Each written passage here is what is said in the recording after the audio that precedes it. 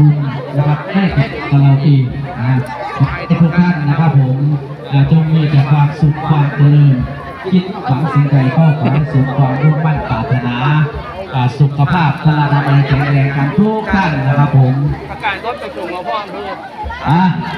รถรับส่งนะครับผมท่านเจ้าคณะอำเภอนะครับผมมาด้วยนะครับผมขึ้นแม่ลูกขึ้นแม่เอี้ยมาด้วยนะครับผมสำหรับรถรับส่ง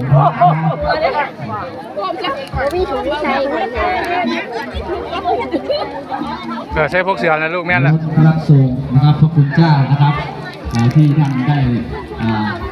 แต่งกันนะครับที่ชอบกันนะครับผมเตรียมพร้อมด้วยนะครับผมเอาพี่น้องเป็นบุญเป็นกุศลน้ำกันเด้อนะครับผมมือนี่ถือเป็นบุญเนาะฝนบ่ตกนะครับปกตินี่ปลายม่านขึ้นมาหลวดที่พี่น้องนะหลายท่านก็อาจจะได้มาร่วมส่งสัญญาณนะครับหลวงปู่ยองไว้ให้เลยเนี่ยเอานี่หลวงปู่ยองบ้าไว้ให้เลยด้วยนี่เดือนนี้ดังเพ่งท่านเจ้าคณะอำเภอนะครับผมมีพระมรณภาพนะครับ3 รูปแล้วนะครับผมวัดแห่งนี้นะครับไม่ว่าจะเป็นหลวงตาวาดนะครับผมหลวงตาเสริมนะครับแล้วก็หลวงปู่โจมนี่แหละนะครับปีละรูปนะครับผม